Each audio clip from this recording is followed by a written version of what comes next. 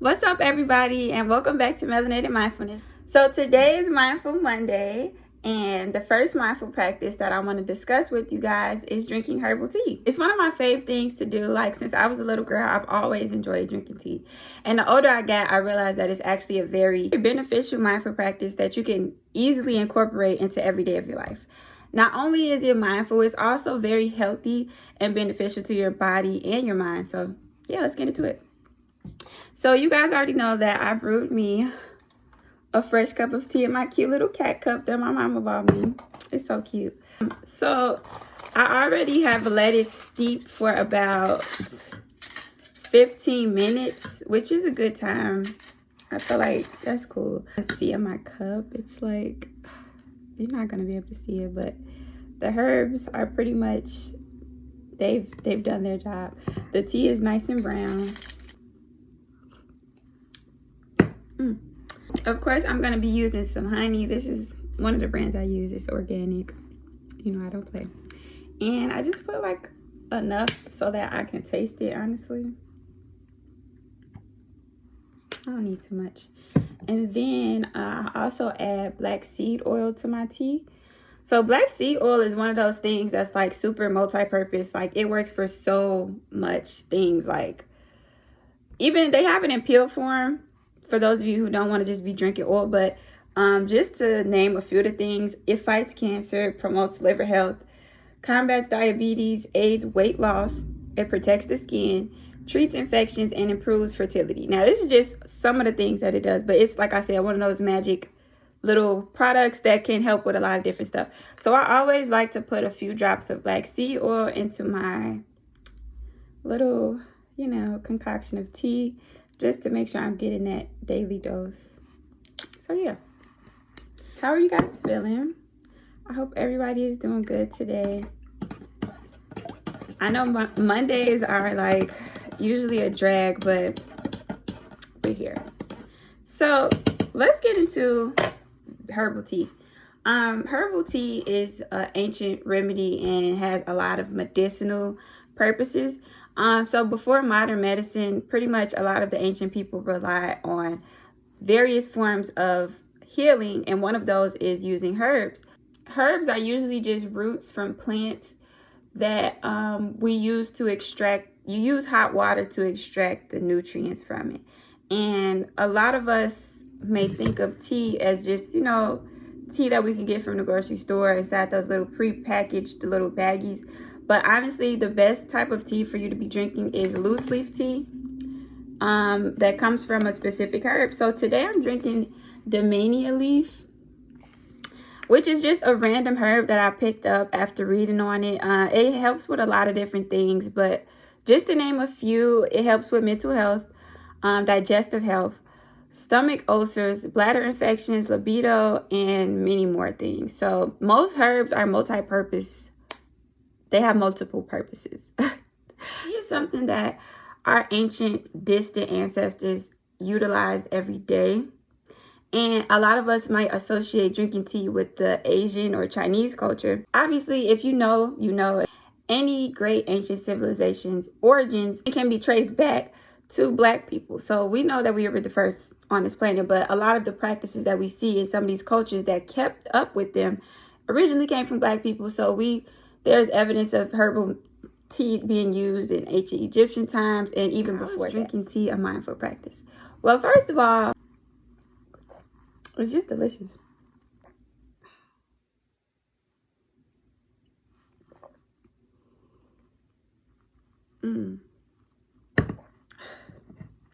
Something about that warm fluid just rushing down your body is very therapeutic for me.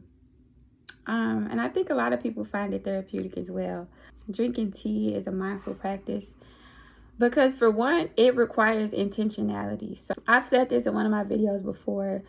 Drinking tea is not something that you can just mindlessly do or that you can just gulp down because it's pretty hot. So you have to be deliberate with how you drink it. You have to take your time. Drinking tea requires you to slow down.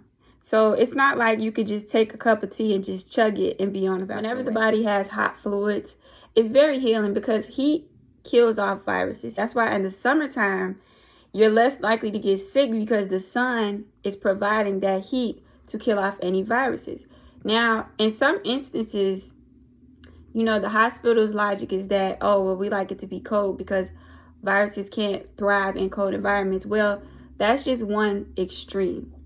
So viruses tend to survive in moderate temperatures, so the in between, like warm temperatures. That's why when you have food, it's important to let it cool down before you put it into the refrigerator, because when you have something hot transitioning to cold, it has to go through that warm, lukewarm stage, and that's where bacteria can grow the most. So for heat, whenever you drink hot fluids, it's kind of like it's cleansing your insides. You can feel it going down. The hot water has a calming effect. I also think that drinking tea is a mindful practice because it relaxes you. Like, have you ever noticed once you start drinking tea, your body language kind of changes? You're more, you know, relaxed, comfortable. Those are all things that are a part of being mindful, being present. There are many different teas that can be used for many different things. Just to name a few of the most common herbs that are very healthy that you can find in most places, we have chamomile tea, peppermint tea, you have ginger root that's used a lot to help fight off colds, ginger and lemon. Burdock root tea, that's one of my favorite herbal teas. It's like a blood purifier, so it literally kills off many viruses. And if you take this stuff serious enough, it can actually cure every disease that's known to man. Because you have to realize that if we are a part of this earth and our bodies are made up of the exact things that the earth is made up of, and you have to remember that for every illness, there is a cure available that you can find in nature. You don't have to use medicine because that's mostly chemicals that are mimicking what we actually can find in natural roots. Tea, to me, is like a sacred purifying process. So a few ways that you can make your tea experience more meaningful are just incorporating little small things. Like I said, for me, one thing that I do with any tea that I drink is I do add this black seed oil.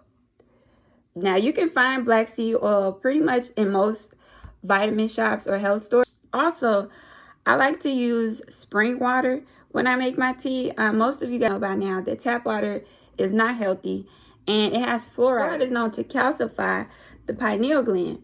So your pineal gland is something that's located in your brain that is associated with your third eye.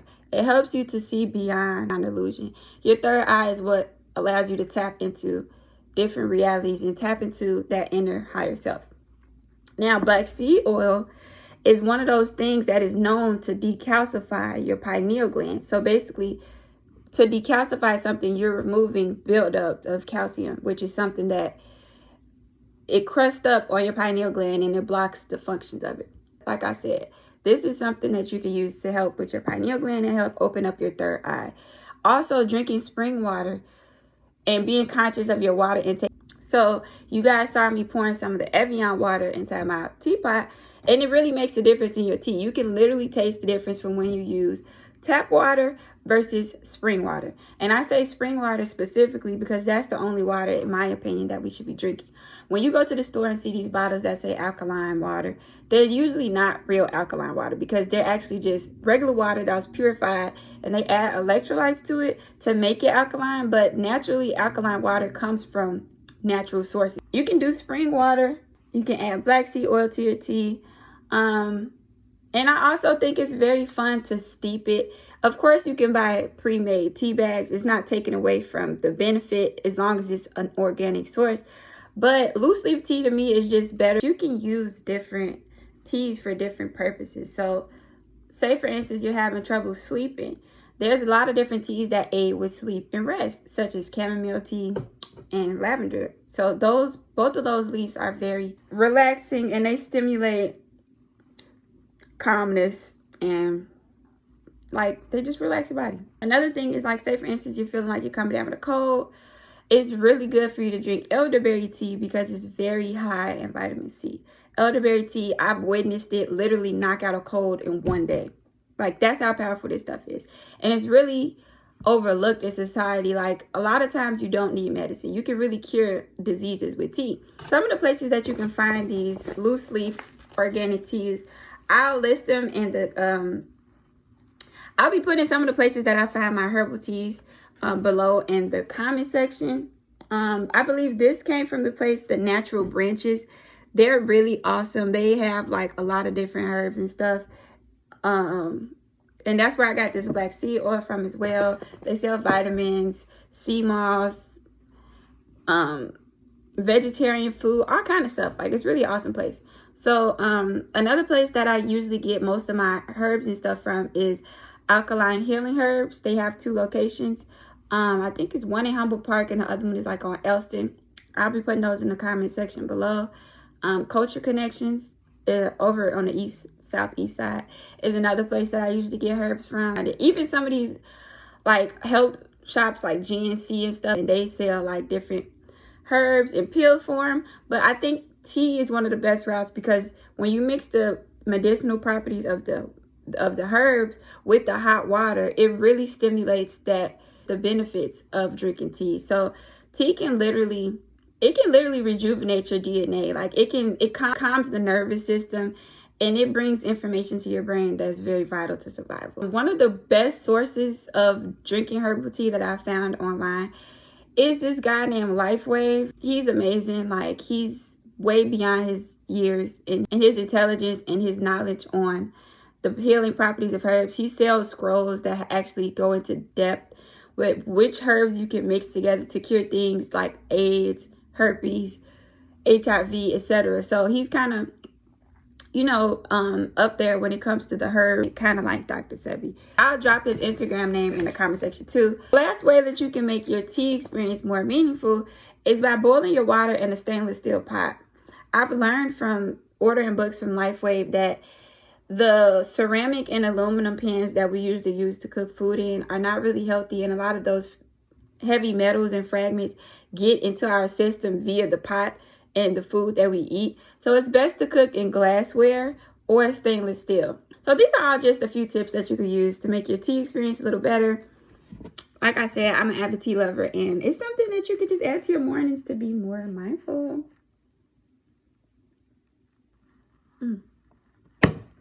So good. All right, so hopefully this video was helpful for you guys.